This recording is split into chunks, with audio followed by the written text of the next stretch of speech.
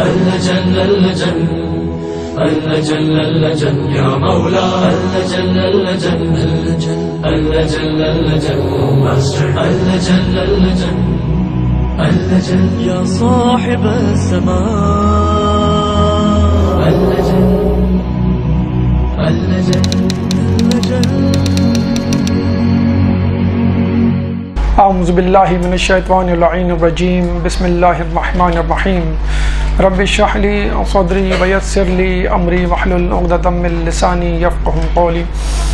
ان اللہ وملائکتہ یصلون علی النبی یا ایھا الذین آمنوا صلوا علیہ وسلموا تسلیما.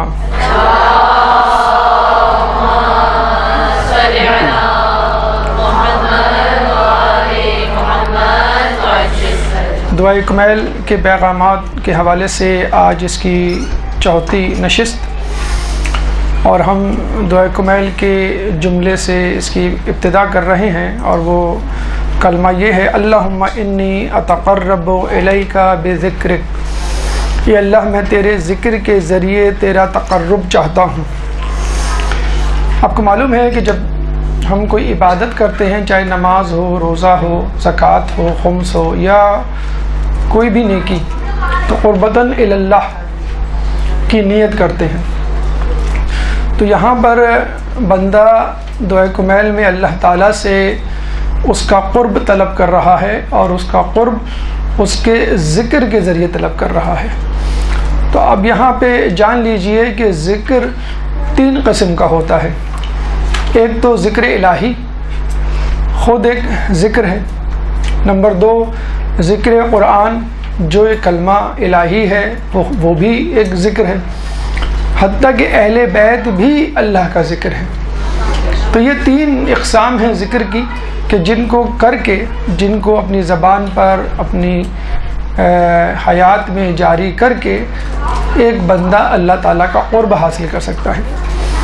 ذکر الہی کی مثالیں کہ جس سے لوگ اللہ کے قریب ہوئے حالانکہ وہ گناہگار تھے اور اللہ کے عذاب کے مستحق تھے. تو ہمیں قوم یونس، حضرت یونس علیہ السلام کی قوم کا تذکرہ ملتا ہے کہ جب آپ اپنی قوم سے تنگ آ گئے، انہوں نے تقریباً 33 سال اپنی قوم کی جو ہے وہ خدمت کی اور تبلیغ کی، اور جب وہ نہیں مانے تو انہوں نے اللہ تعالیٰ سے عذاب کی درخواست کی. اس دوران دو افراد حضرت یونس علیہ السلام پر ایمان لائے. ان دو افراد میں ایک شخص تو عابد تھا، دوسرا عالم تھا. جب ان دونوں سے مشورہ کیا یونس علیہ السلام نے، تو عابد نے یہ کہا کہ ہاں، ہمیں اب ان کو ان کے حال پہ چھوڑ دینا چاہیے اور ان کے لیے عذاب کی اللہ سے دعا کرنی چاہیے. جبکہ عالم نے یہ کہا کہ نہیں، ہمیں کچھ اور صبر کرنا چاہیے، تھوڑی سی محنت اور کرنی چاہیے، تھوڑا سا وقت اور لگانا چاہیے، اور پھر اللہ تعالیٰ سے عذاب طلب کرنا چاہیے. لیکن یونس علیہ السلام نے عابد کی مشاورت یا عابد کے مشورے کو مقدم جانا اور اللہ تعالیٰ سے دعا کی. اللہ تعالیٰ نے بھی یہی کہا کہ یونس، ابھی تو تمہیں فقط 33 سال ہوئے ہیں. مثلا حضرت یونس علیہ السلام کی مثال ہمارے سامنے ہے کہ انہوں نے 900 سال تک تبلیغ کی اور پھر جو ہے عذاب آیا. انہوں نے کہا یونس ابھی تو فقط 33 سال ہوئے ہیں. تو انہوں نے کہا کہ نہیں، مجھے نہیں لگتا کہ یہ قوم جو ہے وہ ایمان لائے گی. تو اللہ تعالیٰ نے یونس علیہ السلام کی درخواست کو جو ہے وہ قبول کیا اور یہ کہا کہ تم ان لوگوں میں اعلان کر دو کہ 4 شنبہ یعنی بدھ کے روز ان پر عذاب آئے گا. چنانچہ وہ یہ اعلان کر کے چلے گئے.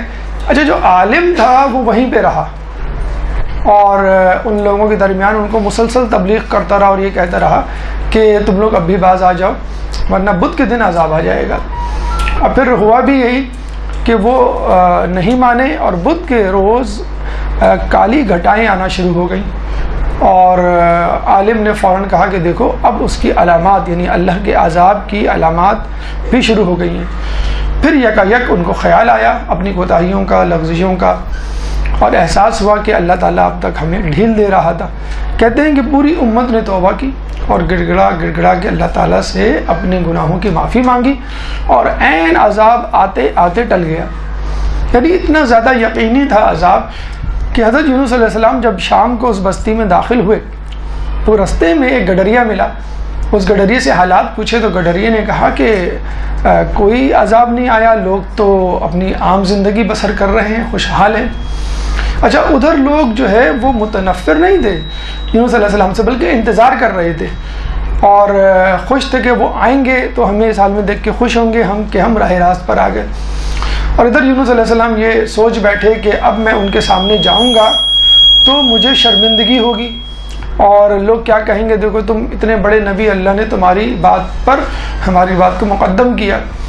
تو اس شرمندگی کے احساس کی وجہ سے وہ رستے ہی سے واپس پلٹ آئے اور اللہ تعالیٰ سے کچھ کہے بغیر جو ہے اس بستی کو چھوڑ گئے۔ تو اللہ تعالیٰ نے اس ترک اولا کی ان کو سزا دی، اور پھر وہ آپ کو معلوم ہے کہ پورا قصہ کہ وہ کس طرح ایک مچھلی کے پیٹ میں رہے، تو انہوں نے لا الہ الا انت سبحانک انی کنت من الظالمین کا ورد کیا، ذکر کیا، پھر اللہ تعالیٰ نے ان کو ان کی قوم سے ملا دیا۔ تو آپ نے دیکھا کہ پیغمبر کے مقابلے میں پوری امت گنہگار، لیکن عین عذاب کے وقت وہ توبہ کرتی ہے اور الحمدللہ اللہ تعالیٰ جو ہے وہ ان کی توبہ کو قبول کر لیتا ہے۔ تو یہ ہے وہ ذکر الہی۔ اس میں آپ کو کوئی پہاڑ کھودنے کو نہیں کہہ رہا، کوئی دودھ کی نہر بہانے کو نہیں کہہ رہا، کوئی بارش برسانے کو نہیں کہہ رہا، کوئی معجزہ دکھانے کو نہیں کہہ رہا، فقط ذکر الہی کو اپنی زبان پر جاری کرنے کو کہہ رہا ہے۔ ایک توبہ کا لفظ ہے، استغفر اللہ ربی واتوب علیہ، ایک کلمہ ہے، بس اس کو جاری کرنا ہے، پھر اللہ تعالیٰ آپ کے حالات پلٹ دے گا۔ تو اتنی بڑی امت، اتنی بڑی گناہگار امت جو ہے وہ فقط ذکر الہی کی وجہ سے بخش دی گئی۔ ہمیں جناب حر کی مثال ملتی ہے، کتنا بڑا گناہگار کہ امام حسین کو روکنے والا، بی بی زینب کو رلانے والا، پانی بند کروانے والا، خولی، شمر اور دیگر لوگوں کو میدان کربلا میں بلا کر ظلم کروانے والا، عین شب عاشور جو ہے وہ توبہ کرتا ہے، ذکر الہی اپنی زبان پہ جاری کرتا ہے، اللہ تعالیٰ اس کو بخش دیتا ہے۔ ہمیں جناب فضیل کا واقعہ ملتا ہے کہ اتنے بڑے ڈاکو تھے، چوری کی غرض سے کسی جگہ داخل ہوتے ہیں اور جب کلمات الہی ان کے کان میں پڑھتے ہیں کہ کیا لوگوں پر ابھی تک وہ وقت نہیں آیا کہ ان کے دل ہماری باتوں کو سن کر پگھل جائیں، تو وہ کہتے ہیں بلا، کہ کیوں نہیں آیا، اور پھر وہ ایسے پلٹتے ہیں کہ امام کے ساتھ اپنی تمام زندگی گزار دیتے ہیں، اور عین عاشور کے دن جو ہے وہ ان کا انتقال بیت اللہ میں ہوتا ہے۔ تو یہ سب ذکر الہی کی مثالیں ہیں کہ آپ ذکر الہی کو اپنی زبان پر جاری کرتے ہیں اور یہ ذکر الہی آپ کو اللہ تعالیٰ کے قریب کر دیتا ہے۔ یہ ایک ذکر الہی ہے، لیکن ذکر الہی کی ایک اور قسم ذکر قرآن بھی ہے۔ اِنَّا نَحْنُ نَزَّلْنَا الذِّكْرَ وَإِنَّا لَهُ لَحَافِظُونَ، کہ ہم اس قرآن کو نازل کرنے والے ہیں اور ہم ہی اس کی حفاظت کرنے والے ہیں۔ سورہ حجر آیت نمبر 9۔ تو اللہ تعالیٰ اس قرآن کو انسانوں کا غمگسار، انسانوں کا شافعی، انسانوں کے لیے رہبر و ہادی قرار دے رہا ہے۔ رسول اکرم صلی اللہ علیہ وآلہ وسلم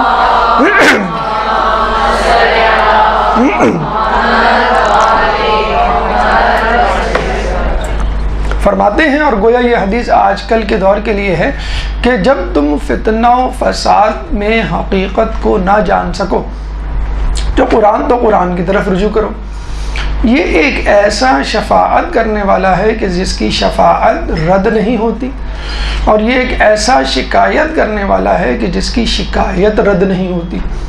جو اس کو ہادی مان لیتا ہے وہ اس کو جنت میں لے جاتا ہے، اور جو اس سے منہ موڑ لیتا ہے وہ اس کو جہنم میں دھکیل دیتا ہے۔ تو اتنا جسے کہتے ہیں مقام و مرتبہ ہے کہ اگر فتنہ و فساد آپ کے ارد گرد ہوں تو قرآن کو میزان بنا لو۔ آیت معصومین جن کا درجہ قرآن کے فوراً بعد ہے، اس کا بھی میزان قرآن ہے، کہ جب ہم دیکھتے ہیں کہ احادیث قرآن کی میزان پہ پورا نہیں اترتی تو ہم سمجھ جاتے ہیں کہ احادیث میں سقم ہے، اور یہ احادیث معصومین کی نہیں بلکہ کسی شرپسند کی گڑھی ہوئی ہے۔ تو قرآن ایک میزان ہے، اور اس میزان کو اور اس سہارے کو ائمہ نے بھی پکڑا ہے۔ چوتھے امام، امام سجاد، امام زین العابدین علیہ السلام، اللہم صلی علی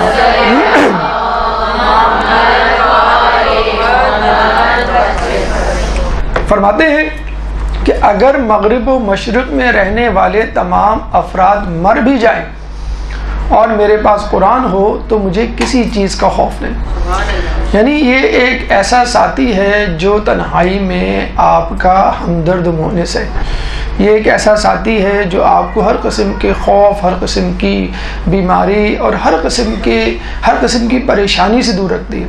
اور سب سے بڑی بات یہ آپ کو فتنے سے محفوظ رکھتی ہے۔ کسی فتنے کو، کسی مسئلے کو اور کسی چیز کو سمجھنا ہو کہ یہ حق ہے یا باطل، تو اس کو آپ قرآن کے میزان پہ پرکھ لیجئے، انشاءاللہ اللہ تعالیٰ آپ کو حق کی طرف گامزن کر دے گا۔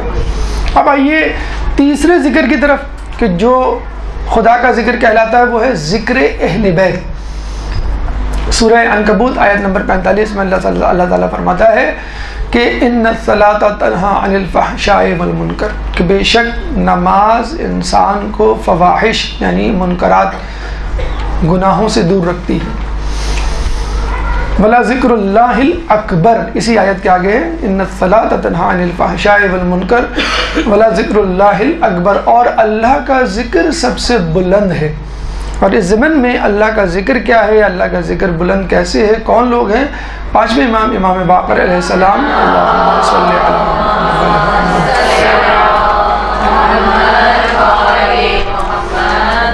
فرماتے ہیں نحن ذکر اللہ نحن اکبر، نحن ذکر اللہ کہ ہم ہی اللہ کا ذکر ہیں، نحن اکبر اور ہم ہی اکبر ہیں۔ تو اللہ تعالیٰ جس ذکر کو نازل کرتا ہے وہ قرآن صامت ہے، اور جو لوگ اس دنیا میں بلند ہیں وہ قرآن ناطق ہے۔ تو چنانچہ کہا یہ جاتا ہے کہ ائمہ قرآن کی تشریح ہیں، ائمہ قرآن کی تفسیر ہیں، ائمہ جو ہیں وہ چلتا پھرتا قرآن ہے، اور کس طرح نسبت رکھتے ہیں، کس طرح منسلک ہے، کس طرح مربوط ہے، کس طرح اس کا پرتو یا اس کا سایہ ہے۔ انی تارک فیکم الثقلین کتاب اللہ و عطرتی اہل بیتی، کہ میں تمہارے درمیان دو گراں قدر چیزیں چھوڑے جا رہا ہوں، کتاب اللہ اور میری عطرت یعنی اہل بیت۔ ما ان تمسکتم لن تضلوا، اگر تم ان سے متمسک ہو گئے تو کبھی گمراہ نہیں ہوگے۔ وَإِنَّهُمَا لَن يَفْتَرِقَا حَتَّى يَرِدَ حَيَّ الْحَوْض، کہ یہ دونوں ایک دوسرے سے جدا نہیں ہوں گی، حتیٰ یرد علی الحوض، جب تک مجھ سے حوض پر ملاقات نہ کر لے۔ یعنی یہ ایک ہی سکے کے دو رخ ہیں، ایک جو ہے وہ بولتا ہوا قرآن ہے اور ایک جو ہے وہ چپ قرآن ہے۔ تو آپ اہل بیت کا ذکر کریں گے تو بھی آپ ذکر الہی کر رہے ہیں، آپ قرآن کا ذکر کریں گے تو بھی اللہ کا ذکر کر رہے ہیں، اور خود اللہ کا ذکر کریں گے تو بھی اللہ ہی کا ذکر کہلائے گا۔ یہ تینوں ذکر کو آپ کو اپنی زبان پہ جاری ساری کرنے ہیں، اور یہ تینوں ذکر جو ہے وہ آپ کو اللہ تعالیٰ سے قریب کر دیں گے، چاہے آپ دنیا میں کسی بھی کام میں مشغول کیوں نہ ہو۔ اللہ تعالیٰ فرماتا ہے سورہ نور آیت نمبر 37 میں کہ رجال لا تلہیہم تجارت ولا بیع عن ذکر اللہ، کہ رجال کہ وہ لوگ لا تلہیہم تجارتن کہ ان کو غافل نہیں کرتی تجارت عن ذکر اللہ، کس سے؟ ولا بیع خرید و فروخت، کس سے؟ عن ذکر اللہ، اللہ تعالیٰ کے ذکر سے۔ تو جب انسان اللہ کے ذکر کو، قرآن کے ذکر کو، اہل بیت کے ذکر کو تھام لیتا ہے تو پھر دنیا میں وہ کوئی بھی کام کر رہا ہو وہ ذکر اس کی زبان پر، اس کے قلب پہ جاری ہوتا ہے، اور وہ اللہ کے ذکر سے غافل نہیں ہوتا۔ تو جب وہ دکانداری کرے گا، بزنس کرے گا، کاروبار کرے گا تو حرام حلال کو اپنے ذہن میں رکھے گا، جب وہ لوگوں سے ملاقات کرے گا تو اللہ کے حلال حرام کو، اللہ تعالیٰ کی خوشنودی کو ذہن میں رکھے گا، جب وہ تنہائی میں ہوگا تو بھی اللہ تعالیٰ کی رضا کو مقدم رکھے گا۔ تو یہ وہ ذکر ہے کہ جس کے لیے مولا دعائے کمیل میں فرما رہے ہیں کہ یہ ذکر انسان کو اللہ سے قریب کرتا ہے۔ اب آئیے دیکھیں کہ مولا اس کے بعد فوراً فرماتے ہیں وَأَسْأَلُكَ بِجُودِكَ أَن تُدْنِيَنِي مِن قُرْبِكَ وَأَن تُوزِعَنِي شُكْرَكَ وَأَن تُلْهِمَنِي ذِكْرَكَ۔ مولا فرماتے ہیں کہ تیرے جود یعنی سخاوت کے واسطے سے سوال کرتا ہوں کہ مجھے اپنا قرب عطا فرما دے، اور توفیق دے کہ تیرا شکر ادا کروں، اور میری زبان پر اپنا ذکر جاری کر دے۔ دیکھیں مولا تین چیزیں اس میں بیان کر رہے ہیں، اللہ تعالیٰ کا قرب، اللہ تعالیٰ کا شکر کہ مجھے اپنا قرب دے، اللہ تعالیٰ مجھے توفیق دے کہ میں تیرا شکر ادا کروں اور اپنا ذکر میری زبان پہ جاری کر دے۔ آپ کو پہلے بھی بتلایا گیا تھا کہ سیکوینس یا ترتیب قرآن میں ہو، سورہ فاتحہ میں ہو یا کسی معصوم کی دعا میں ہو، اس کی ایک اپنی اہمیت ہوتی ہے۔ جب مولا نے یہ کہا کہ میں تیرا قرب چاہتا ہوں، پھر فرمایا کہ میں تیرا شکر ادا کرنا چاہتا ہوں، پھر فرمایا میں تیرا ذکر ادا کرنا چاہتا ہوں۔ حالانکہ لگتا یہ ہے کہ مولا کو اس طرح کہنا چاہیے تھا کہ میں تیرا ذکر ادا کرنا چاہتا ہوں تاکہ تو نعمتیں دے، پھر میں تیرا شکر ادا کروں گا، جب شکر ادا کروں گا تو تیرا قرب حاصل کر لوں گا۔ عموماً ہمارے ذہنوں میں یہی ہے کہ آخری حد، آخری منزل، آخری ہدف کسی بھی بندے کا، انسان کا کیا ہونا چاہیے؟ قرب الہی۔ حالانکہ یہ پہلا درجہ ہے، دوسرا درجہ شکر الہی ہے، اور آخری بہترین درجہ ذکر الہی ہے۔ اس کو بھی ہم معصومین کی روایات کی روشنی میں ثابت کریں گے۔ سب سے پہلے ہم دیکھتے ہیں کہ ذکر قرب الہی کیا ہے۔ دیکھیں، اللہ تعالیٰ سے قریب ہونا، اللہ تعالیٰ سے قریب ہونے کا مطلب یہ نہیں کہ اللہ تعالیٰ کوئی جسم رکھتا ہے، کسی جگہ موجود ہے اور ہم لمحہ بلمحہ، گز بگز اور قدم بقدم اس سے قریب ہو رہے ہیں، یہ نہیں ہے۔ بلکہ قریب ہونے کا مطلب کیا ہوتا ہے کہ اللہ تعالیٰ کی خوشنودی۔ جیسے ماں باپ، آپ نے دیکھا ہوگا ماں باپ کسی اولاد کے ساتھ رہتے ہیں لیکن ان کے ساتھ ان کی رنجشیں چل رہی ہوتی ہیں، لیکن ایک اولاد ان کے ساتھ نہیں رہتی بلکہ وہ ملک سے باہر ہوتی ہے، سینکڑوں میل، ہزاروں میل دور ہوتی ہے، لیکن وہ بیٹا، وہ اولاد ان کو زیادہ پسند ہوتی ہے۔ تو یہ قرب والدین کس کو حاصل ہوا؟ اس شخص کو کہ جو ان کے ساتھ نہیں رہتا۔ تو بعض اوقات یہ ہوتا ہے کہ قرب الہی انسان کو حاصل ہوتی ہے، لیکن اس کا مطلب یہ نہیں کہ وہ اللہ تعالیٰ کے، جسے کہتے ہیں کوئی وجود رکھتا ہے، وہ اس کے قریب، بلکہ اس کی خوشنودی اس کو مل جاتی ہے۔ اب یہ سوال یہ پیدا ہوتا ہے ہم جیسے گناہ گاروں کے ذہنوں میں کہ ہم اللہ تعالیٰ سے قریب تو ہونا چاہتے ہیں، لیکن کیا ہماری اوقات ایسی ہیں؟ کیا ہماری شخصیت ایسی ہے؟ کیا ہمارے اعمال ایسے ہیں کہ اللہ تعالیٰ ہم کو اپنے قریب کرے؟ تو یہ سوچنا ہی عبث ہے کہ کیا اللہ تعالیٰ ہم کو قریب کرنا چاہتا ہے؟ آپ سے زیادہ، ہم سب سے زیادہ خود اللہ تعالیٰ اس بات کا متمنی ہے کہ وہ ہم سے قریب ہو، وہ بس ہمارا انتظار کرتا ہے۔ حدیث قدسی ہے، حدیث قدسی یعنی حدیث کے وہ الفاظ جو خود اللہ تعالیٰ نے رسول اللہ کو دیے کہ اس کو اسی طرح ادا کرو۔ حدیث قدسی ہے کہ اللہ تعالیٰ فرماتا ہے کہ اگر کوئی شخص بالشت بھر مجھ سے قریب ہوگا تو میں ایک ذرا قریب ہوں گا۔ ذرا کہتے ہیں یہ tip of the middle finger سے لے کر آپ کی کوہنی تک کا جو ڈسٹینس ہے اس کو کہتے ہیں ذرا، زال رے را عین۔ تو جو مجھ سے بالشت بھر قریب ہوگا میں اس سے ایک ذرا قریب ہوں گا، اور جو مجھ سے ایک ذرا قریب ہوگا میں اس سے ایک باع کہتے ہیں tip of the finger, right hand سے لے کر لیفٹ ہینڈ کی ٹپ آف دا فنگر، یہ پورا ڈسٹینس جو ہے وہ باع کہلاتا ہے، بے الف عین۔ جو مجھ سے بالشت بھر قریب ہوگا میں اس سے ذرا کے برابر قریب ہوں گا، جو مجھ سے ذرا کے برابر قریب ہوگا میں اس سے با کے قریب ہوں گا، جو میری طرف چل کر آئے گا میں اس کی طرف بھاگ کے آؤں گا۔ تو جو مجھ سے، وہ جب مجھ سے کچھ طلب کرے گا تو میں اس کو اس کا جواب دوں گا۔ تو آپ یہ نہ سوچئے کہ ہم گناہ گار ہیں، ہم 14ویں صدی میں رہنے والے لوگ ہیں اور ہم جو ہیں گناہوں میں آلودہ ہیں تو پتہ نہیں اللہ تعالیٰ ہم سے قریب ہونا چاہتا نہیں۔ اللہ کی شخصیت کو انسان کی شخصیت پر محمول نہ کریں۔ دنیا میں کتنے لوگ ہیں جن کا دل آپ جیتنا چاہتے ہیں لیکن نہیں جیت پاتے، عمر بھر آپ ان کی خدمت کرتے ہیں، عمر بھر آپ ان کی تعریف کرتے ہیں، لیکن اور بعض اوقات تو اس شخص کو پتہ ہی نہیں چلتا کہ یہ شخص میرا دل جیتنا چاہتا ہے، میری محبت کا دم بھرنا چاہتا ہے، اور یہاں اللہ تعالیٰ جو ہے وہ تیار بیٹھا ہے کہ بس تم میری طرف چل کے آؤ، میں تمہاری طرف جو ہوں وہ بھاگ کر آؤں گا۔ اب یہاں یہ سوال پیدا ہو کہ اللہ تعالیٰ ہم سے کتنا قریب ہوگا؟ کوئی بھی شخص جو آپ سے خوش ہو، آپ نے دیکھا ہوگا ایک ڈسٹینس تو آپ سے رکھے گا۔ آپ کے والدین ہیں وہ سب باتیں آپ کو نہیں بتاتے، وہ ایک ڈسٹینس رکھتے ہیں، چاہے کتنی محبت، میاں بیوی کے درمیان بھی محبت ایک حد تک ہوتی ہے لیکن اس کے بعد ایک فارمیلٹی آ جاتی ہے۔ شوہر بہت ساری باتیں اپنی بزنس ڈیلز، مثلاً باہر کے معاملات وہ بیوی سے نہیں ڈسکس کرتا، بیوی بہت سارے اندرونی معاملات نہیں ڈسکس کرتی، ایک فارمیلٹی، ایک ڈسٹینس، پھر بھی چاہے کتنا ہی قریب کیوں نہ ہو انسان رہتا ہے۔ لیکن اللہ تعالیٰ سے ہم پوچھتے ہیں کہ اللہ تعالیٰ ہم انشاءاللہ اپنا تن من دھن اور پورا زور لگانے کے لیے تیار ہیں، تو یہ بتا تو کتنا قریب آئے گا، تو کتنا رسپانس دے گا۔ حمایت یا حامی بھرنے کی بات تو ہم نے دیکھ لی کہ اللہ راضی بھی ہوگا کہ نہیں کرے گا، نہیں بھی راضی تو ہوگا، آپ ایک بالش آئیں گے وہ ایک ذرا آئے گا۔ تو جو ہے وہ ہم سے کتنا قریب ہوگا. تو اللہ تعالیٰ کیا فرماتا ہے کہ جب کوئی بندہ نافلہ نمازوں کے ذریعے مجھے اپنا دوست رکھنا چاہتا ہے تو میں اس کے کان بن جاتا ہوں جس سے وہ سنتا ہے, اس کی آنکھ بن جاتا ہوں جس سے وہ دیکھتا ہے, اس کی زبان بن جاتا ہوں جس سے وہ گفتگو کرتا ہے, اس کا دل بن جاتا ہوں جس سے وہ تفکر کرتا ہے. تو آپ نے دیکھا کہ اللہ تعالیٰ پھر آپ بن جاتا ہے, آپ جو ہیں وہ اللہ تعالیٰ بن جاتے ہیں. لیکن اس میں ابتدا یا جسے کہتے ہیں کہ انیشیٹو کیا آپ کو لینا ہے کہ آپ کو اللہ تعالیٰ کے لیے نافلہ نمازیں ادا کرنی ہیں. یعنی واجبات تو سبھی ادا کرتے ہیں لیکن نافلہ نمازوں کے لیے آپ کے پاس آپشن ہے. کہتے ہیں کہ ایک دفعہ ایک غلام جو ہے وہ رات کے اندھیرے میں اٹھ کے نماز شب کے بعد دعا کر رہا تھا کہ اللہ تجھ کو اس محبت کی قسم جو تجھ کو مجھ سے ہے. تو اللہ نے کہا کہ کیا اللہ کو مجھ سے محبت نہیں ہے, تو کیسے دعویٰ کر سکتا ہے؟ تو اس غلام نے کہا کہ اللہ کو اگر آپ سے محبت ہوتی اور مجھ سے نہ ہوتی تو وہ آپ کو جگاتا اور مجھ کو سلاتا.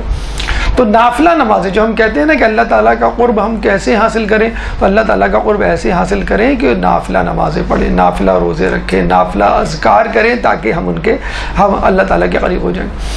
اب یہاں پہ یہ سوال پیدا ہوتا ہے کہ اللہ کی قربت کا کلائمیکس, اللہ کی قربت کی انتہا کیا ہے, کہاں تک اللہ تعالیٰ ہمارے قریب ہوتا ہے؟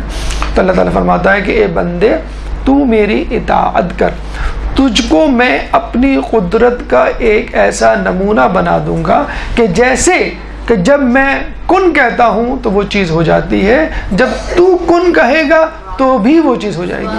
یعنی اللہ تعالیٰ اپنی سیٹ, اپنی کرسی, اپنا عرش اور اپنا اختیار اس بندے کو دینے والا ہے, دینے کے لیے تیار ہے. جس طرح میں کن کہتا ہوں چیز ہو جاتی ہے, تو بھی کن کہہ. اور ہمیں ایسے واقعات بہت زیادہ تاریخ میں ملتے ہیں کہ لوگوں نے کن کہا ہے اور اپنی مرضی کا اظہار کیا ہے اور ان کی بات کو اس طرح اللہ نے صحیح ثابت کر دکھایا ہے کہ جیسے اللہ نے کیا. آیت اللہ ابو الفضل خوانصاری نجفی کوفے کی مسجد میں جب عبادت کر کے جا رہے ہوتے ہیں تو ان کے بہت سارے ساتھی ان کے ساتھ ہوتے ہیں. ایک دم سے ایک سانپ جو ہے وہ سامنے آ جاتا ہے, تو وہ کہتے ہیں کہ مر جا, یعنی کن, وہ سانپ مر جاتا ہے. آگے جاتے ہیں تو ان کے کچھ شاگرد جو ہے وہ حیران ہوتے ہیں. اس میں سے ایک شاگرد واپس پلٹتا ہے کہ تصدیق کرے کہ وہ سانپ مر گیا کہ نہیں, اور جب وہ آ کے دیکھتا ہے, تصدیق کرتا ہے ہاں واقعی سانپ مر چکا ہے, تو وہ پھر واپس پلٹتا ہے. جب آیت اللہ ابو الفضل خوانصاری نجوی کے پاس پہنچتا ہے تو وہ کہتے ہیں کہ جب میں نے کن کہہ دیا تھا کہ مر جا تو وہ مر گیا تھا, تو تمہیں پھر تصدیق کے لیے جانے کی کیا ضرورت تھی؟ یعنی آیت اللہ خوانصاری کو اس کے دل کا حال بھی معلوم تھا. تو اللہ تعالیٰ پھر اپنے علم غیب کی طرح اس بندے کو بھی علم غیب عطا کر دیتا. آیت اللہ مرزا تنکابنی ایک دفعہ تہران میں سردی کی راتوں میں روڈ پہ کہیں جا رہے تھے تو ان کو ایک اپنا دوست ملا, تو وہ ان کو اپنے ساتھ لے کے کہ اتنی سردی کی رات ہے آپ کہاں گھوم رہے ہیں, اور ان کو اپنے گھر لے جاتا ہے, چائے پلاتا ہے, اور پھر چائے پینے کے بعد آیت اللہ مرزا تنکابنی کہتے ہیں کہ قم چلو گے؟ ان کا اس اندھیری رات میں اس وقت بہت ٹھنڈ ہے اور سواری بھی ہمیں کوئی نہیں ملے گی. تو انہوں نے کہا اگر تم خواہش کا اظہار کرو تو میں تمہیں لے چلوں. اور اس کو جو ہے اس دوست کو برا لگا کہ اتنے بڑے استاد عالم کو جو ہے میں انکار کر دوں. تو انہوں نے کہا کہ اگر آپ کہتے ہیں تو پھر میں چلنے کے لیے تیار ہوں. تو انہوں نے کہا کہ قم, اور قم میں موجود ہے, صرف کہا قم اور اللہم صلی علی محمد.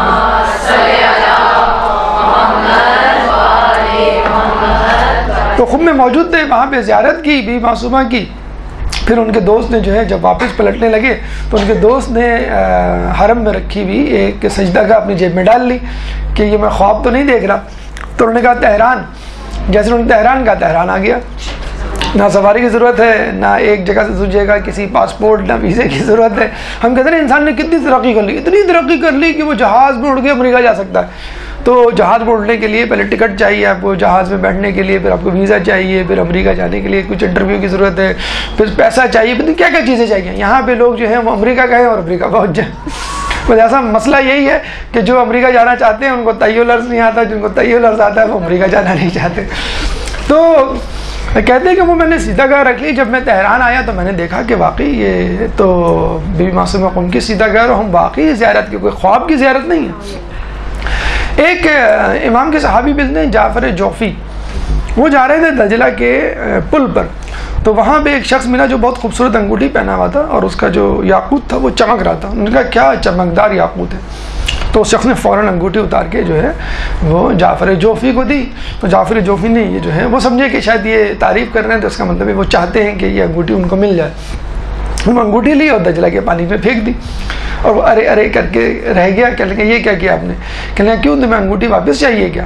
تو اس نے کہا کہ اب آپ کے پاس تو ہے نہیں, پھنک گئی تو بہتر ہے مجھے ہی مل جاتی. تو انہوں نے کہا ہاں مجھے چاہیے. کہنے کوئی بات نہیں. انہوں نے اشارہ کیا, اپنا ہاتھ بڑھایا, اسی وقت دجلہ کا پانی جو ہے وہ لہراتا ہوا ان کے ہاتھ میں آیا اور انہوں نے انگوٹھی نکال کے اس کو دے دی. اللہ صلی اللہ.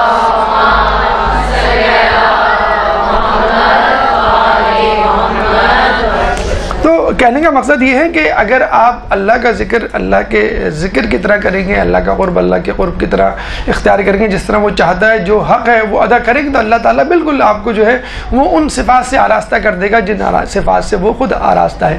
پھر آپ نے یہ نوٹ کیا ہوگا کہ جب کوئی اچھا ماحول ہوتا ہے اور اچھے لمحات ہوتے ہیں, مثلا عید بقرعید کے ہوتے ہیں, شادی بیاہ کے ہوتے ہیں, یا آپ کسی اپنی پسندیدہ شخصیت کی, خاندان کی, اس کے ساتھ بیٹھے ہوتے ہیں, تو آپ کا جی چاہتا ہے کہ یہ لمحات نہ گزرے. امی لے آتی ہیں کبھی آپ کو کزنس کے پاس, وہاں کھیل کود رہے ہوتے ہیں, گپے شپے کر رہے ہوتے ہیں, امی کہتی ہیں بیٹا چلو, تو آپ کہتے ہیں امی ابھی نہیں جانا, ابھی تھوڑی دیر اور ٹھہر جائیں. تو آپ کیا کہتے ہیں کہ وہ دن وہ لمحات نہ گزریں, وہ کیپچر کر لیتے ہیں. بچپن میں ہم کبھی کھانے پینے کی وہ اس میں جاتے تھے دعوتوں میں, تو گلاب جامن اور زردہ اور بریانی ہے, وہ ہم کہتے تھے کاش یہ رات جو ہے وہ ہمیشہ رہے اور کبھی جائے نہیں. تو ایسے لمحات ہوتے ہیں عید بقرعید کے یا جیسے بھی, تو آدمی چاہتا ہے کہ وہ لمحات اس سے مس نہ ہوں. اور آپ نے نوٹ کیا ہوگا دنیا میں کتنا ہی بڑا بادشاہ کیوں نہ گزرا ہو, چاہے 1000 سال کی عمر تک وہ بادشاہت کرے اور پوری دنیا میں بادشاہت کرے, لیکن ایک دن تو اس کو یہاں سے چلا جانا ہے. آپ کو دنیا کی تمام نعمتیں ایک آدمی کو یعنی آپ کو مل جائیں, اور آپ سے یہ کہا جائے کہ بھائی ہزاروں سال بعد صحیح یہ نعمتیں تمہارے ہاتھ سے نکل جائیں گی, تو ان نعمتوں کا فانی ہونا آپ کے دل کو اداس کرنے کے لیے کافی ہے, چاہے آپ بادشاہوں کی طرح زندگی گزاریں. تو اللہ تعالیٰ فرماتا ہے کہ میں ایک ایسا بادشاہ ہوں جس کی بادشاہت دائمی ہے. اے میرے بندے تو میری اطاعت کر, میں تجھے اپنی طرح ہمیشہ کا بادشاہ بنا دوں گا. اور آپ نے سنا ہوگا جب جنت میں لوگ جائیں گے تو پھر موت کو بھی موت آئے گی, اور پھر کہا جائے گا اب تم یہاں پہ ہمیشہ ہمیشہ ہم فیہا خالدون, تم یہاں ہمیشہ ہمیشہ رہو گے. تو جو ہمیشہ ہمیشہ رہنے کا جسے کہتے ہیں کہ عندیہ ہے یا خبر ہے, یہ سب سے بڑی خوشخبری ہے. ورنہ دنیا میں بھی آپ دیکھتے ہوں گے نا, آپ کی کوئی جسے کہتے ہیں کہ حالات اچھے ہوئے, کوئی خواہش پوری ہوئی, لیکن دوسرے ہی دن یا دوسرے ہی مہینے یا دوسرے ہی سال ان حالات کا سامنا ہوا کہ آپ کو لگا کہ بس اب جو ہے وہ اللہ تعالیٰ کی میں گڈ بک میں نہیں ہوں, یا میں جو ہوں اب جو رہندہ درگاہ ہو گیا ہوں, یا جو ہے بس اب وہ نعمتیں وہ رحمتیں میرے ساتھ نہیں جو ہونی چاہیے. لیکن جنت میں جو نعمتیں وہ ہمیشہ رہیں گی. تو اللہ تعالیٰ کے ساتھ آپ تھے نہیں, لیکن انشاءاللہ اللہ تعالیٰ کے ساتھ آپ ہمیشہ ہمیشہ رہیں گے. اللہ تعالیٰ کی قدرت بالکل اسی طرح آپ کی شامل حال رہے گی کہ جس طرح خود وہ اپنی قدرت کا مالک ہوتا ہے. اللہ تعالیٰ کی یہ رضا یا قرب حاصل کرنے کے بعد ایک انسان یہ سوچتا ہے کہ بس میں نے جو کچھ پانا تھا وہ پا لیا. دیکھیں زیادہ سے زیادہ ایک انسان سے اگر ہم پوچھیں تم کہاں جانا چاہتے ہو, تمہاری آخری منزل کیا ہے, تو وہ جنت کا نام لیتا ہے, ٹھیک ہے. لیکن بعد میں ہمیں پتہ چلتا ہے کہ نہیں, جب اللہ تعالیٰ یہ اعلان کرے گا کہ میں تم سے راضی ہوں, تو وہ جو جملہ وہ کلمہ اس کی سماعت سے ٹکرائے گا, وہ کہے گا یہ جنت کی نعمتیں اس کے سامنے حقیر ہیں, اس جملے کے سامنے. جیسے آپ نے دیکھا ہوگا دو بھائی دو بہنیں آپس میں لڑتی ہیں کسی ایک چیز کے پیچھے, موبائل کے پیچھے, کھلونے کے پیچھے, تو ماں جو ہے وہ چیز کس کو دیتی ہے, جو نافرمان ہوتی ہے. یہ لو مرو, جاؤ, دفع ہو جاؤ یہاں سے, اپنی شکل نہیں دکھانا, یہی کہتی ہے نا. حالانکہ دینا کس کو چاہیے, جو فرما بردار ہے. اور پھر اس بیٹی کو اس بیٹے کو گلے سے لگا کے کہتی ہے بیٹا تم تو میرے فیوریٹ ہو, تم تو میرے سمجھدار ہو, میں تم کو اس سے اچھا تحفہ لا کے دے دوں گی, میں تم کو اس سے اچھا موبائل. تو یہاں پہ بھی یہی معاملہ ہے کہ اللہ تعالیٰ اگر دنیا میں آپ کو کچھ نہیں دے رہا تو سمجھ لیں کہ آپ کے لیے کچھ رکھا ہوا ہے, لیکن بس وہ آپ کے صبر کو آزمانا چاہتا ہے. اچھا, اب یہاں پر آگے آدمی یہ کہتا ہے کہ ٹھیک ہے مجھے جنت مل گئی, اور جنت کے بعد سب سے بڑی بات کیا ہے, رضا الہی. یہ بہت بڑی بات ہے. جنت نہ بھی ملے نا, اگر رضا الہی مل جائے. مولا فرماتے ہیں کہ اے اللہ میں جہنم کی آگ پہ تو صبر کر لوں گا، لیکن تیری ناراضگی پہ کیسے صبر کروں، تیری جدائی پہ میں کیسے صبر کروں گا؟ یہ ہے سب سے اہم ایشو جو ہمیں بعد میں پتہ چلے گا، ابھی تو فی الحال ہم جنت کی نعمتوں کے بارے میں سوچ رہے ہیں۔ تو اللہ کی رضا بھی مل گئی، تو اب یہاں پر آدمی سمجھتا ہے بس یہ آخری سٹیج ہے، کافی ہے، نہیں، اس کے بعد ایک اس سے بھی بہتر سٹیج ہے۔ وہ کیا سٹیج ہے کہ دیکھیں اللہ جب کوئی شخص آپ کو کوئی چیز دیتا ہے، آپ کو موبائل دیا، آپ کو کوئی جو پین دیا یا کوئی کھلونا دیا، اور آپ وہ چیز لیتے ہی بھاگ کے چلے جاتے ہیں، تو دینے والا تھوڑی سی دیر کے لیے ہی صحیح برا منائے گا کہ کم از کم تو میرا شکر تو ادا کر دیتے۔ تو جب اللہ تعالیٰ آپ کے لیے نعمتوں کے دروازے کھولے گا تو پھر وہ منزل آئے گی کہ آپ کو شکر ادا کرنا چاہیے، اور وہ قرب الہی سے آگے کی منزل ہے کہ اللہ تعالیٰ کا شکر ادا کرتے ہوئے اللہ تعالیٰ انسان کہے گا میں تیرا شکر ادا کرتا ہوں۔ اچھا اگر وہ شکر کی منزل خود دنیا ہی میں شروع ہو جائے تو بس سمجھ لیجئے آپ اللہ کی رضا سے آگے چلے گئے، کیونکہ شکر کے بھی سٹیجز ہیں۔ ایک تو شکر قلبی ہے۔ شکر قلبی کیا ہے؟ احترام نعمت، بے حرمتی نہیں کریں۔ ہم نیاز کھاتے ہیں نا، کچھ لوگ پھینک دیتے ہیں، لوگ کہتے ہیں بھئی یہ نیاز ہے اس کو نہ پھینکیں۔ عام رزق کی بھی بے حرمتی نہیں کرنی چاہیے، عام رزق کی بھی جو ہے وہ بے حرمتی نہیں کرنی چاہیے۔ پھر ایک ہوتا ہے شکر قولی کہ آدمی جو ہے وہ اپنی زبان سے اعتراف کرتا ہے کہ اللہ الحمدللہ رب العالمین، جو ہم نے کہا سورہ فاتحہ میں کہ تمام تعریفیں اللہ کے لیے ہیں۔ پھر آخر میں ہوتا ہے شکر فعلی، یعنی اپنے اعضاء جوارح سے اپنی دی گئی نعمتوں جو اس کے پاس موجود ہیں ان کو صحیح استعمال کر بتلاتا ہے کہ شکر کیا ہے۔ لیکن چاہے شکر قلبی ہو، قولی ہو، فعلی ہو، یہ سب جانتے ہیں کہ شکر کا حق ادا نہیں ہو سکتا۔ اب یہاں یہ سوال پیدا ہوتا ہے وہ کون سا پوائنٹ ہے، وہ کون سا مرحلہ ہے کہ جب ہم کہہ سکتے ہیں کہ ہاں ہم نے جو ہے وہ شکر ادا کر دیا؟ وہ بھی اللہ تعالیٰ بتا رہا ہے۔ ایک دفعہ عیسیٰ علیہ السلام سے اللہ نے کہا کہ تم میرا شکر ادا کرو، تو عیسیٰ علیہ السلام نے کہا کہ میں کس زبان سے تیرا شکر ادا کروں، یہ زبان بھی تو تیری دی ہوئی ہے۔ تو اللہ تعالیٰ کہتے ہیں، اللہ تعالیٰ فرماتا ہے کہ بس عیسیٰ تم نے میرا شکر ادا کر دیا، یعنی یہ کہہ کر کہ میں تیرا شکر ادا نہیں کر سکتا۔ جیسے ہم کہتے ہیں کہ اللہ کی تعریف اور اللہ کی تعریف نہیں کی جا سکتی، بس یہی تعریف ہے اللہ کی کہ ہم اللہ کی تعریف لیس کمثلہ شیء، کہ اللہ تعالیٰ کو ہم کس سے کمپیئر کریں، کس سے تقابل کریں، کس سے نسبت دیں، کس کی طرح اس کو باور کریں۔ تو اللہ تعالیٰ کسی شے کی طرح نہیں ہے، کوئی شے اللہ تعالیٰ کی طرح نہیں ہے، اور اللہ تعالیٰ کی تعریف ہو ہی نہیں سکتی۔ تو یہ ہے اللہ تعالیٰ کا مقام، اور یہ ہے وہ شکر کہ جو ہے اللہ تعالیٰ ہم سے طلب کرتا ہے۔ اب آپ دیکھیے، اگر ایک شخص نے آپ کو جنت دے دی، ایک شخص نے آپ کو جو ہے وہ آپ کی حاجات کو جو ہے وہ پورا کر دیا، تو ہم اس کا شکر ادا کرتے ہیں، تو یہ تو اس کا رسپانس ہوا نا۔ اب اس شکر کے بدلے میں پھر اللہ تعالیٰ کچھ دے تو کتنی بڑی بات ہے۔ ہم روزانہ واجب نمازیں پڑھتے ہیں، واجب نماز کے بعد سجدہ شکر بجا لیتے ہیں، کبھی کبھی نہیں بھی بجا لیتے کہ چولہے پہ دیگچی رکھی ہوئی ہے، گرم نہ ہو جائے، کوئی گر نہ جائے، دودھ ابل نہ جائے، یا آخری اوور چل رہا ہے بس 3 گیندیں رہ گئی ہیں تو شکر کا سجدہ جو ہے وہ ہم بعد میں کر لیں گے، یا موبائل پہ کوئی میسج آ جاتا ہے۔ تو چھوٹے موٹے کاموں کے لیے سجدہ شکر، تعقیبات نماز، زیارت اور تسبیح، سیدہ زہرا، کتنی چھوٹی چھوٹی چیزیں جن کو ہم سمجھتے ہیں، کتنی بڑی بڑی چیزوں کو ہم اگنور کر دیتے ہیں۔ تو اب سمجھ لیجئے اس سجدہ شکر کی کیا اہمیت ہے، جس کو اکثر ہم ٹال جاتے ہیں کہ بھئی ٹائم نہیں ہے، جلدی جلدی نماز ختم کرو، میں یہ کرنا ہے، میں وہ کرنا ہے۔ جب بندہ واجب نماز پڑھنے کے بعد سجدہ شکر میں جاتا ہے تو اللہ تعالیٰ فرشتوں کو بلا کر اس بندے کو دکھلا کر فخر و مباحات کرتا ہے اور کہتا ہے کہ دیکھو بندے نے واجب نماز کے بعد میرا شکر ادا کیا، اب تم بتاؤ میں اس بندے کو کیا دوں۔ یعنی اللہ تعالیٰ ایک بلینک چیک فرشتوں کے سامنے کر رہا، تم جو کہو گے کرو گے، جو لکھو گے اس میں اس کو پورا کر دوں گا، تم کیا کہتے ہو، مجھے کیا دینا چاہیے اس کو۔ تو فرشتے کہتے ہیں جو یہ مانگ رہا ہے اس کو دے دیں، اس کی حاجت کو پورا کر دیں۔ اللہ تعالیٰ کہتے ہیں کہ ڈن، یعنی میں نے کر دیا، اور بولو۔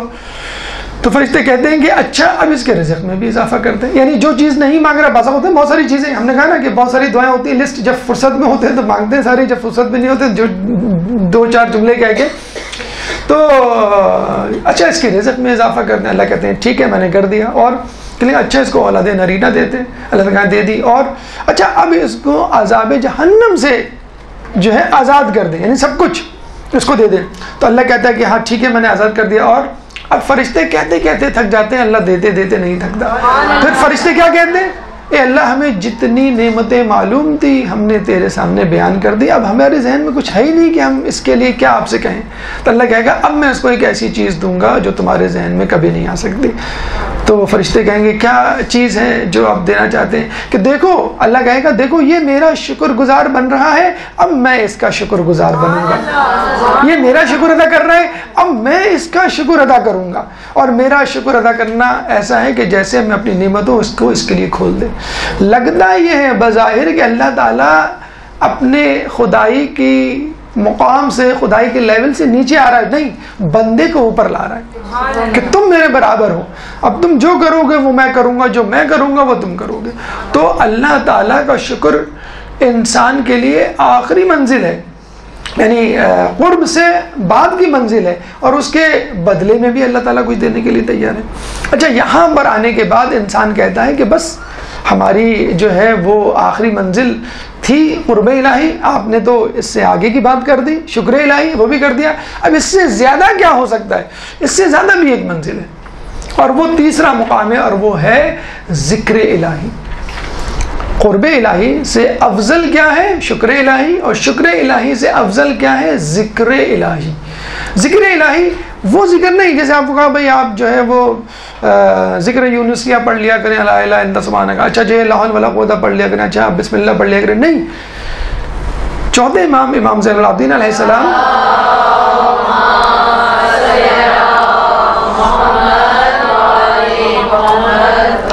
مناجات نمبر 13 میں فرماتے ہیں اے اللہ ہمیں اپنے ذکر خفی سے انسیت پیدا کر دے. علماء اعلام سے پوچھا گیا کہ ذکر خفی کیا ہے؟ تو علماء اعلام نے فرمایا ذکر خفی وہ خصوصی ذکر ہے کہ جو اللہ تعالیٰ اپنے خاص بندوں پر الہام کرتا ہے. دیکھیں، ایک ہوتا ہے وحی جو انبیاء پہ آتی ہے، اور ایک ہوتا ہے الہام جو ہم آپ غیر معصوم لوگوں پر بھی ہو سکتا ہے، کہ جس میں انسان کو اللہ تعالیٰ متوجہ کرتا ہے کہ تم کیا کر رہے ہو، یہ نہیں کرنا چاہیے، تم یہ کیوں نہیں کر رہے جس کو تمہیں کہا گیا ہے. تو یہ جو اللہ تعالیٰ بار بار توجہ دلاتا ہے، بار بار آپ کو درود شریف یاد آتا ہے، بار بار آپ کو استغفر اللہ یاد آتا ہے، بار بار آپ کو نماز کا وقت یاد آ جاتا ہے. ہوتا ہے نا بعض وقت آپ دیر سے سو رہے ہوتے ہیں، خوب ڈٹ کے کھا کے سو رہے ہوتے ہیں، لیکن نماز شب میں آنکھ کھل جاتی. اور ایک وقت ایسا ہوتا ہے آپ جلدی سو رہے ہوتے ہیں اور کوئی ایسی مصروفیت بھی نہیں ہوتی لیکن آنکھ نہیں کھلتی. تو وہ کیا ہے؟ اللہ تعالیٰ کی خاص نظر عنایت نہیں ہوتی. تو اللہ تعالیٰ کی وہ خاص نظر عنایت جس کی وجہ سے انسان بار بار اللہ کی طرف متوجہ ہوتا ہے، وہ ہے ذکر خفی، کہ جس میں انسان ایسا ذکر، ایسا لطف محسوس کرتا ہے کہ وہ کسی اور چیز میں محسوس نہیں کرتا.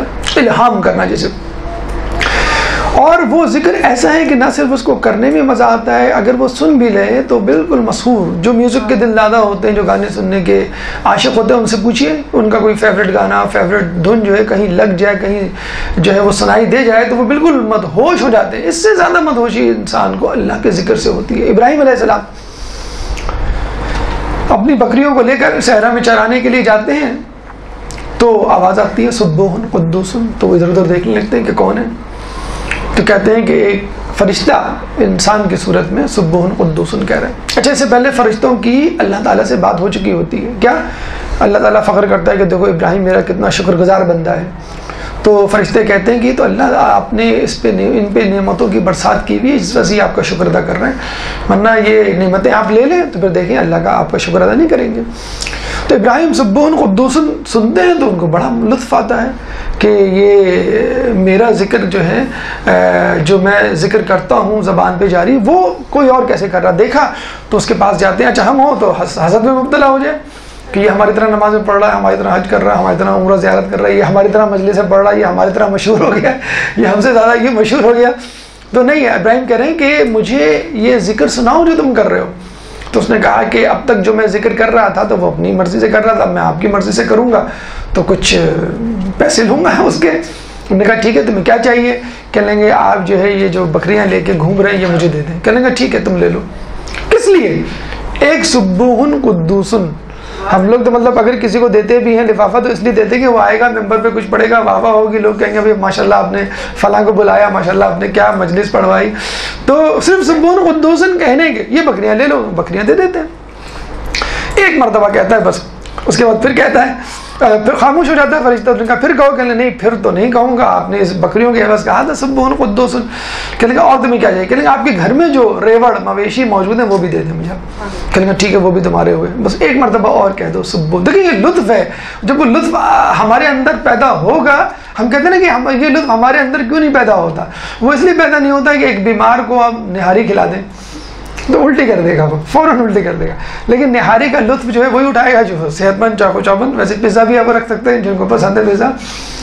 تو بیمار کو، تو ہم بیمار لوگ ہیں، ہمیں ذکر کی عادت ہی نہیں ہے، ہم تو اگر سجدے میں 5 منٹ چلے جائیں، کہا جائے کہ طولانی سجدے کریں آپ کی حاجات، تو ہم کہتے ہیں سر میں درد ہو جاتا ہے، آپ نے کیا طریقہ بتا دیا سجدے میں جانے کا۔ تو ابراہیم علیہ السلام کہتے ہیں ٹھیک ہے وہ مویشی بھی تمہارے جو میرے گھر میں موجود ہیں، پھر وہ کہتا ہے سبحان قدوس، تو کہتے ہیں اب ایک اور مرتبہ کو میں ایک اور مرتبہ کے اور پیسے ہوں گے، آپ کچھ اور دیجئے، کہ اب میرے پاس کیا، ایسا کرو میرا گھر بار سب کچھ تمہارا، وہ بھی لے لیتا ہے، پھر کہتا ہے سبحان قدوس۔ اب چوتھی مرتبہ کی باری آتی ہے تو ابراہیم کہتے ہیں کہ اچھا یہ دیکھیں ابراہیم ڈر نہیں رہے ہماری طرح کہ یہ پتہ نہیں کہاں تک جائے گا، ابراہیم کہیں ایک اور مرتبہ کہو، کہیں گے اب کتنی مرتبہ کہوں، سب کچھ تو مجھے مل گیا، کہیں گے تمہارے پاس کیا کیا ہے، کہیں میرے پاس مویشی ہے، میرے پاس گھر بار ہے، میرے پاس بھیڑ بکریاں سب کچھ ہے، کہیں اس کی رکھوالی کے لیے غلام چاہیے ہوگا نا، مجھ کو لے جاؤ، اس کی نگرانی کے لیے غلام چاہیے مجھ کو، میں تمہارا غلام بننے کے لیے تیار ہوں۔ اسی طرح کا واقعہ میں خضر علیہ السلام کے لیے بھی ملتا ہے کہ وہ ایک فقیر آیا اور اس کو دینے کے لیے کچھ تھا نہیں، تو کہیں گے ایسا کرو میرے پاس کچھ ہے نہیں تو مجھے نا غلام بنا کے بیچ دو، مجھے غلام بنا کے بیچ دو، تو وہ غلام بنا کے کتنا بڑی مشکل سے راضی ہوتا، بیچ بھی دیتا ہے، پھر بعد میں پتہ چلتا ہے کہ یہ تو بڑی پہنچے ہوئے بزرگ ہیں، تو پھر وہ ان سے معافی تلافی کرتے ہیں کہ مجھے غلطی ہو گئی۔ تو آپ دیکھیں ایک نبی، وہ بھی کیسا نبی، رسول اللہ کے بعد جن کے بارے میں کہا جاتا ہے ان کی رینکنگ نمبر 2 ہے، رسول کے فوراً بعد ان کا نمبر آتا ہے، وہ اپنے آپ کو غلام بنانے کے لیے تیار ہیں۔ تب فرشتے کو یہ جو ہے اللہ نے باور کروایا کہ دیکھو میرا بندہ ابراہیم جو ہے وہ اس لیے شکر ادا نہیں کرتا کہ میں جو ہوں اس کو دے رہا ہوں، وہ تو ہر حال میں شکر کرنا چاہتا ہے۔ تو یہ وہ ذکر ہے سبحان قدوسون یا کوئی بھی ذکر، اس کا لطف ہے جب آدمی سن لیتا ہے، اس کو جو ہے وہ کسی چیز کی فکر نہیں رہتی۔ ویسے کرنی کے بارے میں کہا جاتا ہے کہ وہ کہتے ہیں آج کی رات رکوع کی رات، وہ پوری رات جو ہے وہ رکوع میں ہے، آج کی رات سجدے کی رات، پوری رات آپ تصور کریں، مطلب ہم تو شاید اس پہ یقین بھی نہیں کر سکتے کہ آدمی پوری رات سجدے میں۔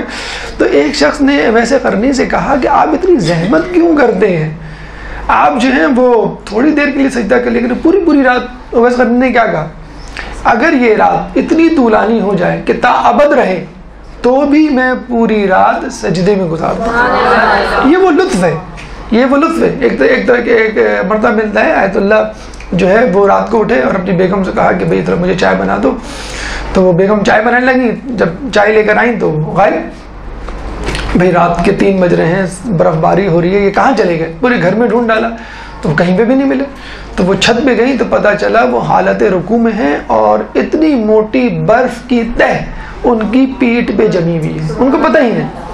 یہ ہے اللہ کا ذکر جو انسان کو مدہوش کر دیتا ہے۔ اچھا اب آپ یہ دیکھیے، غور سے سنیے گا، ہم سب جنت کے طلبگار ہیں نا، کہ جنت مل گئی، جس میں نعمتیں مل گئیں، وہ کیا ہی نعمتیں ہوں گی۔ جنت میں، جنت کے باغات میں محفلیں ہوں گی، اور ان محفلوں میں اسی طرح مثلا اللہ کا ذکر ہو رہا ہوگا، اور لوگ اللہ کے ذکر کو سننے میں اتنا منہمک ہوں گے کہ گھر والے غلاموں کو دوڑائیں گے، دیکھ کے آؤ وہ کہاں رہ گئے، دنیا کی طرح ان کی عادت ہے کہ کسی جگہ بیٹھ گئے ہوں گے، تو پتہ چلا کہ وہ اللہ کی محفل میں بیٹھے ہوئے، اللہ کا ذکر۔ اللہ کا ذکر جنتیوں کو جنت کی نعمتوں سے بے نیاز کر دے گا، یہ ہے اللہ کا ذکر۔ اچھا اب اس کی چھوٹی سی مثال میں آپ کو دیتا ہوں۔ دنیا میں ایک نفسیاتی اثر ہے، میں نے بتایا نا کہ جب کوئی اچھا لمحہ ہوتا ہے تو آپ چاہتے ہیں یہ لمحہ، یہ سچویشن، یہ جگہ، جب زیارت عمرے پہ جاتے ہیں مثلا آپ کہتے ہیں کہ کاش یہ جگہ یہیں رہے اور یہ لمحہ یہیں تھم جائے، وقت یہیں ٹھہر جائے، ہم واپس نہ جائیں، ٹھیک ہے نا، لیکن آپ بہرحال واپس آ جاتے ہیں، اور پھر کیا ہوتا ہے 2-3 دن تک آپ کی زبان پر حج عمرے کی زیارات اور وہ واقعات آپ کی، بلکہ کہا گیا ہے روایات میں کہ جب کوئی شخص حج کر کے آئے تو اس کے پاس بیٹھو اور اس سے حج کے حالات سنو. اور آپ نے دیکھا ہوگا ان باتوں کو کرنے میں جو لطف آتا ہے وہ بیان سے باہر ہے. سننے والا اتنا مسحور ہو جاتا ہے, تو وہ بولنے والا جب بار بار بولتا ہے میں نے یہ کیا, میں نے یہ دیکھا, میں فلاں جگہ گیا, میں نے اس فلاں جگہ کی زیارت کی, تو اس کو لطف آتا ہے. کوئی بھی چیز ہو, یہ تو زیارت اور عمرے اور نیکوکاروں کی بات ہو گئی, گناہ گار ہو یا کوئی بھی شخص ہو, جب بھی کوئی اپنا پسندیدہ عمل کرتا ہے, پسندیدہ جگہ جاتا ہے, پسندیدہ شخصیت سے ملتا ہے, یا کوئی پسندیدہ چیز ہے, مثلا اس کے پاس موبائل ہے, کمپیوٹر ہے, گاڑی ہے, یا اس کی کوئی دوست ہے مثلا, وہ بھی اس کی ایک پسندیدہ شخصیت ہے, تو وہ اس کے بارے میں گفتگو کرے گا, اس چیز کے بارے میں گفتگو کرے گا. تو یہ گفتگو کرنا بھی ایک لذت دیتا ہے انسان کو, کہ آدمی اس سچویشن اس شخصیت کے پاس موجود نہیں ہے, لیکن اس کا وہ ذکر کر رہا ہے, اس ذکر میں اتنا لطف ہے کہ اس کو لگ رہا ہے کہ وہ چیز, وہ جگہ, وہ ماحول ابھی بھی اس کے ساتھ ہے. تو اللہ کا ذکر اتنا زیادہ اعلیٰ و عرفہ ہے کہ جنت کی نعمتیں بھی ہیچ ہے اس کے سامنے. انسان اللہ کے ذکر میں اتنا منہمک ہوگا کہ وہ اللہ کی دیگر نعمتوں کو کی طرف بھی متوجہ نہیں ہوگا کہ مجھے تیرا ذکر اتنا پر لطف لگ رہا ہے. اب آپ اس کو منفی انداز سے دیکھ لیجئے کہ یہ ٹی وی پہ اشتہارات کی بمبارمنٹ ہوتی ہے, یہ کیا ہے؟ ذکر کوکا کولا ہے, ذکر پیپسی ہے, ذکر چپس ہے, ذکر کیچپ ہے, یا ذکر موبائل ہے, یا ذکر جو بھی ہے, کہ وہ چیز اتنی زیادہ دکھائی جاتی ہے کہ وہ اس کے پاس نہیں بھی ہوتی تو اس سے لطف اٹھا رہا ہوتا ہے. یہ موبائل میرے پاس نہیں ہے, چلے اس کو میں دیکھ لوں, اس کا جو ہے ایڈ دیکھ لوں. یہ گاڑی میرے پاس نہیں, چلے میں اس گاڑی کو دیکھ لوں. یہ پرفیوم میرے پاس, اس کو دیکھ لوں. تو اس کو وہ لطف, بس انسان کی اسی نفسیات سے ایڈورٹائزمنٹ کمپنی والے بھی فائدہ اٹھاتے کہ کم از کم میں اس کو یہ لطف ہی دے دوں, اور کبھی نہ کبھی وہ اس جھانسے میں آ ہی جائے گا اور اس چیز کو وہ خرید لے گا. اگر انسان کے پاس وہ چیز نہ بھی ہو تو اس چیز کو سوچنے میں, تخیل کرنے میں, فینٹیسیز جسے کہتے ہیں کرنے میں, یا اس کے بارے میں گفتگو کرنے میں اتنا لطف آتا ہے کہ جیسے وہ چیز اس کو حاصل ہو گئی. تو اللہ کا ذکر اللہ کے قرب سے بھی عرفہ ہے, اللہ کا ذکر اللہ کے شکر سے بھی افضل ہے. اب مجھے بتلائیے کہ جو اللہ کا ذکر یہاں پہ اپنی زبان پہ جاری کر دے تو کیا اس کو اللہ کی جنت کی ضرورت ہوگی؟ بی بی فضہ سے کسی نے پوچھا, فضہ تمہاری جنت تو پکی, تو کہنے لگی کیوں؟ کہ تم اہل بیت کی کنیز جو ہو. کہنے لگا ارے بدبخت, جو اہل بیت کی کنیز ہو اس کو جنت کی ضرورت ہے کیا؟ میں درود پڑھ دے محمد والے.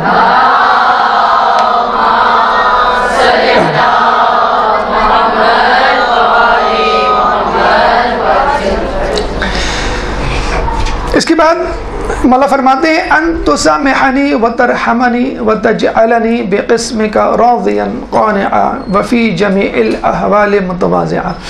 اے اللہ مجھ سے چشم پوشی فرما, مجھ پر رحمت کر, اور مجھے اپنی تقدیر پر راضی اور قانع اور ہر قسم کے حالات میں متواضع رہنے والا بنا دے.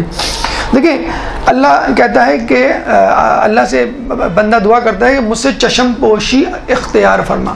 دیکھیں کہتے ہیں کہ کسی کو یہ دعا نہیں کرنی چاہیے اللہ میرا حساب نہ لے, کیونکہ حساب تو سب کا ہوگا, لیکن کیا ہے میری زندگی کے ہر کام کا حساب نہ لے.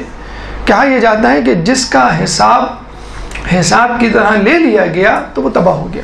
یعنی اگر آپ کی ہر چیز پر اللہ تعالیٰ نے ایک ریڈ نشان لگانا, جیسے مس لگاتی ہیں, اسپیلنگ مسٹیک, گرامیٹیکل مسٹیک لگانا شروع کر دی, تو وہ آپ کا پورا جسے کہتے ہیں اعمال نامہ اس کی ریڈ لائنوں سے بھر جائے گا.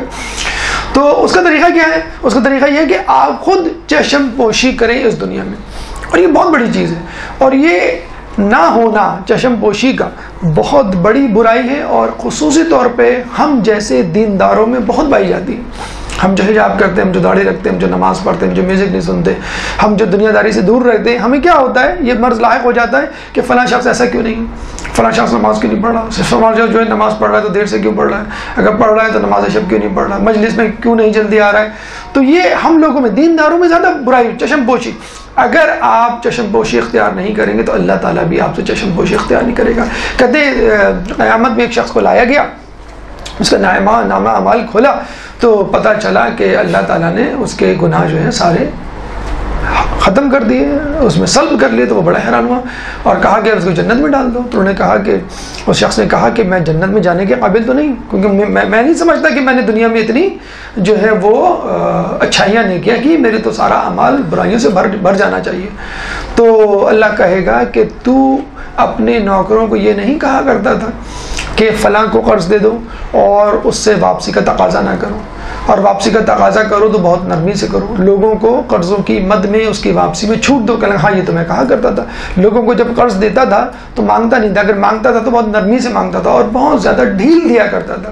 تو اللہ تعالیٰ نے کہا کہ تم سے زیادہ رحمت کا جو ہے سزاوار تو میں ہوں, کہ مجھے تم سے زیادہ لوگوں سے چشم پوشی کرنی چاہیے, اور اللہ تعالیٰ جو ہے اس سے وہ چشم پوشی کرے گا.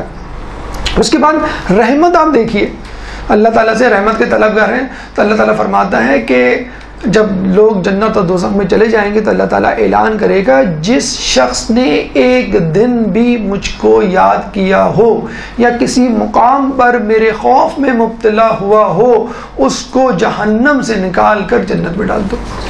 ایک دن مجھے یاد کیا ہو, کسی مقام پر میرے خوف میں مبتلا ہوا ہو, اس کو جہنم سے نکال کر جنت میں ڈال دو. اچھا, اس میں وہ لوگ شامل نہیں ہیں جو کہ منحرفین ہیں یا غیر مسلم ہیں, ان میں وہ لوگ شامل ہیں جو شیعہ ہیں, اہل بیت کے چاہنے والے ہیں, ان کے ماننے والے ہیں, ان کے پیروکار ہیں, لیکن بہرحال جنت میں جانے کے بجائے جہنم میں چلے گئے اپنے اعمال کی وجہ سے.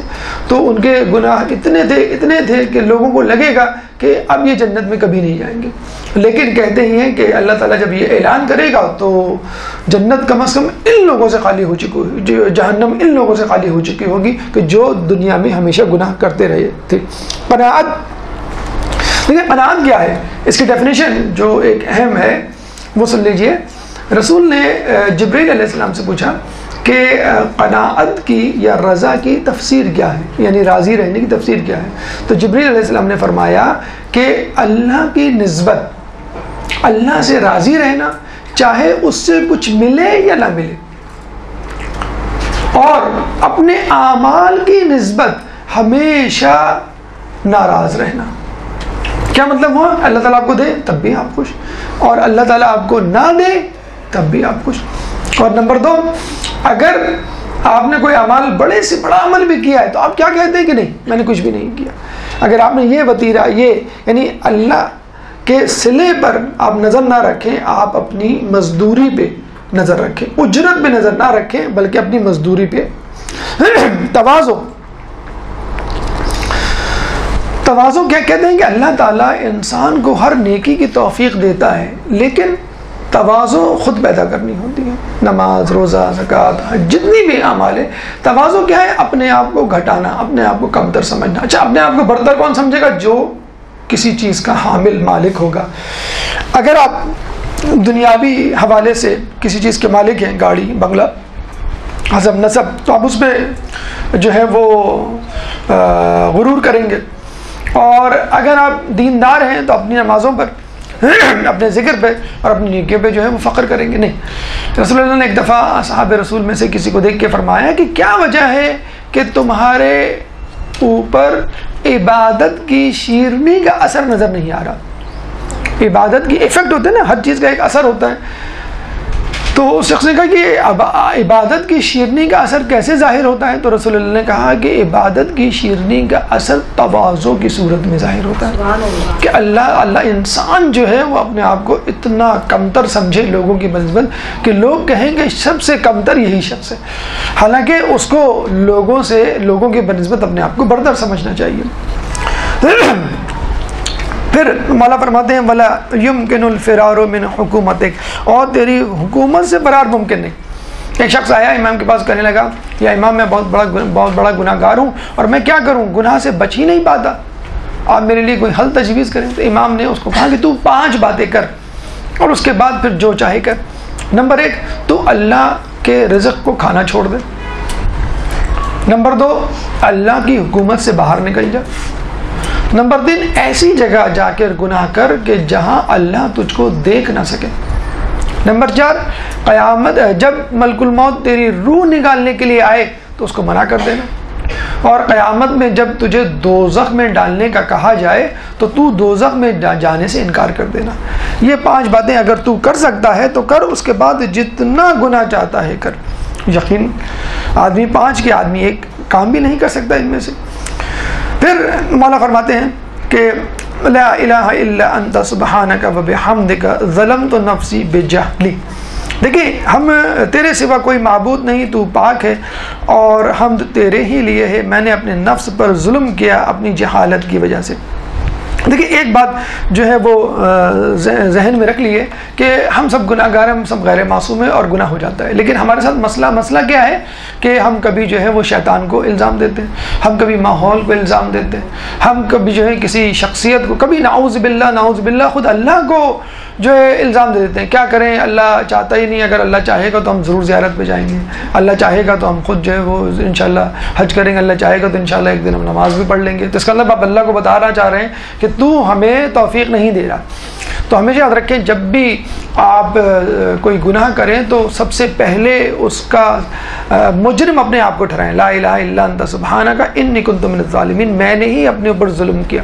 یہ جملہ ہے جس کی وجہ سے اللہ تعالیٰ نے یونس علیہ السلام کو مچھلی کے پیٹ سے نکالا اور پھر اپنی قوم سے ملایا۔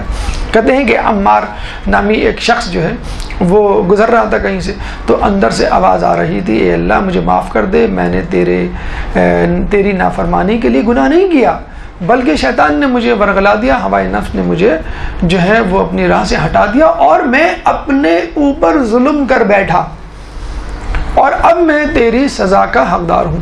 اور ہم کیا کہتے ہیں کہ بھئی ہم سے بڑے لوگ پڑے ہیں، ہم سے بڑے بڑے لوگ گناہ گار ہیں، اور اگر وہ ہم جہنم میں جائیں گے تو ہم زیادہ جہنم کے حقدار وہ ہیں، اور اللہ تعالیٰ جو ہے وہ بڑا معاف کرنے والا غفور الرحیم ہے۔ نہیں، اللہ تعالیٰ کے سامنے آپ پیش ہیں اور کہیں کہ میں نے خود اپنے نفس میں ظلم کیا، اب بتا میرے لیے کیا سزا ہے۔ تو کہتے ہیں کہ عمار نے جو ہے وہ آیت پڑھی، ترہیم، یہ سورہ تحریم آیت نمبر 6 کہ یا ایھا الذین آمنوا قوا انفسکم واہلیکم نارا وقودھا الناس والحجارہ، کہ اے لوگوں اپنے آپ کو اور اپنے گھر والوں کو جہنم کی آگ سے بچاؤ کہ جس کا ایندھن انسان اور پتھر ہوں گے۔ یہ کہہ کے وہ چلے گئے۔ جب دوسرے دن وہاں سے گزرے تو پتہ چلا، وہاں آہوں بکا، پتہ چلا کہ وہ شخص انتقال کر گیا۔ جب گھر میں گئے تو اس کی ماں رو رہی تھی، کہنے کیسے انتقال ہوا؟ کہنے لگا کہ یہ رو رہا تھا، ایک نوجوان گزرا، اس نے اس مطلب جسے کہتے ہیں نا کہ وہ نہلے پہ دہلا، کہ وہ بیچارہ ویسی جو ہے گڑ گڑا رہا تھا، اللہ تعالیٰ سے پشیمان تھا۔ جب اس نے یہ آیت پڑھی یا ایھا الذین آمنوا قوا انفسکم واہلیکم نارا، تو وہ اور پریشان ہوا اور خشخا کے گر پڑا اور اپنی جان دے بیٹھا۔ تو کہتے ہیں کہ جب پھر عمار نے کہا کہ میں جو ہوں وہی شخص تھا کہ جس نے یہ آیت پڑھی تھی، اور اس کو جب وہ غسل دینے لگے تو کہتے ہیں اس کے سینے پہ لکھا ہوا تھا کہ اس کو ہم نے اپنے آب سے، آب توبہ سے غسل دے دیا، اللہ تعالیٰ نے اس کو غسل دلوا دیا اور وہ اللہ تعالیٰ کے لیے مغفور ہو گیا اور اس کی مغفرت ہو گئی۔ دیکھیے، اللہ تعالیٰ سے توبہ اور اللہ تعالیٰ کی رحمت کی طرف متوجہ ہونا اور امید رکھنا، یہ بہت بڑی چیز ہے۔ یہ وہ چیز ہے جو جہنم میں جہنمیوں کو آزادی دلوا دے گی۔ کیسے؟ کہتے ہیں کہ کچھ لوگوں کو جہنم میں ڈالا جائے گا تو وہاں پہ جو ہے وہ لا الہ الا اللہ، لا الہ الا اللہ کا ورد جاری کر دیں گے۔ تو جبرائیل جو ہے کہتے ہیں، ہاں پہلے تو جبرائیل نے رسول اللہ کو دوزخ کا حوال سنایا، پھر رسول اللہ نے کہا کہ کیا اس دوزخ میں یعنی اتنی غلط، اتنی گندی جگہ پہ میری امت بھی ہوگی؟ ہاں، آپ کی امت کے کچھ لوگ بھی ہوں گے۔ تو کہتے ہیں رسول اللہ 3 دن تک گریا کرتے رہے۔ پھر جبرائیل نے رسول اللہ کو آ کے خبر دی کہ جب آپ کے کچھ لوگ جہنم میں جائیں گے تو وہ لا الہ الا اللہ کا ورد کریں گے۔ جیسے ہم نے پچھلی مرتبہ آپ کو بتایا تھا کہ انسان کو بسم اللہ الرحمن الرحیم پڑھنے کی عادت ہونی چاہیے۔ تو جب ایک شخص کو الٹے ہاتھ میں اعمال نامہ دیا جائے گا تو الٹے ہاتھ کا مطلب کیا ہے؟ جہنم۔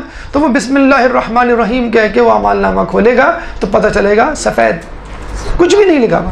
تو جیسے کچھ لوگ عادت ہوتی ہے نا ورد کی، تو وہ جہنم میں بھی جائیں گے تو لا الہ الا اللہ، لا الہ الا اللہ کرتے ہوئے فلمیں دیکھتے رہے، گانے سنتے رہے، نمازیں قضا کرتے رہے، سب کچھ کرتے رہے، لا الہ الا اللہ۔ ان کو وہاں عادت تھی لا الہ الا اللہ۔ تو اللہ تعالیٰ فوراً جہنم کی آگ کو حکم دے گا کہ ان لوگوں کو نہ جلاؤ، یعنی آگ میں تو ہوں گے، جہنم میں تو ہوں گے، لیکن وہ جیسے ہم سردیوں میں گرم کپڑے پہن لیتے ہیں، سردی میں باہر کھڑے ہوتے ہیں لیکن سردی نہیں لگتی۔ تو کہ کیونکہ یہ لوگ میرا ورد کر رہے ہیں لا الہ الا اللہ۔ پھر جبرائیل آئیں گے تو جبرائیل سے پوچھیں گے آپ کون ہے؟ کہ میں جبرائیل ہوں۔ کہاں سے آ رہا ہوں؟ کہ میں جنت سے آ رہا ہوں۔ جنت میں کون ہے؟ کہ جنت میں رسول اللہ ہیں۔ کہ ان کو ہمارا سلام کہنا. کچھ لوگ آتے تھے فلاں جگہ سے آ رہے ہیں، اچھا بھی ان کو سلام کہنا. تو یہ جا کے رسول اللہ کو سلام کہیں گے، رسول اللہ جو ہے وہ سجدے میں گر جائیں گے، اللہ میری امت کو بخش دے.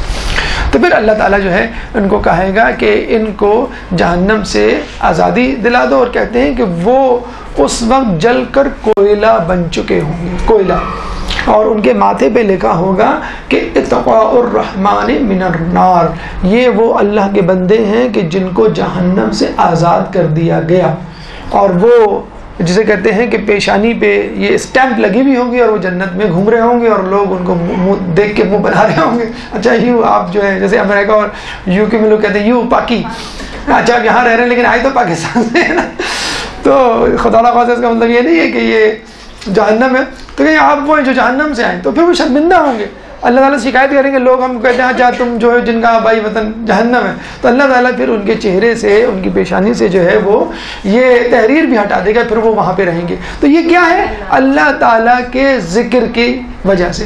تو اگر میں اور آپ اللہ تعالیٰ کا ذکر ہمیشہ ہمیشہ جاری رکھیں، اور اس ذکر کی اتنی عادت بنا لیں کہ قبر میں بھی یہ ذکر رہے، اتنی عادت بنا لیں کہ روز محشر اپنے نامہ اعمال کھولتے ہوئے بھی یہ ذکر رہے، اتنی عادت بنا لیں کہ خدا نہ خواستہ جہنم میں بھی گئے تو اللہ تعالیٰ آپ کے ذکر کی وجہ سے آپ کو وہاں سے آزاد کر دے.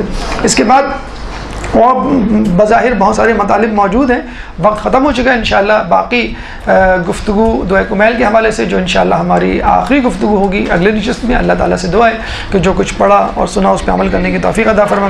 اللہ تعالیٰ سے دعا ہے کہ ہمیں اپنا ذکر کرنے کی توفیق عطا فرما. اے اللہ ہمیں اپنا قرب عطا فرما.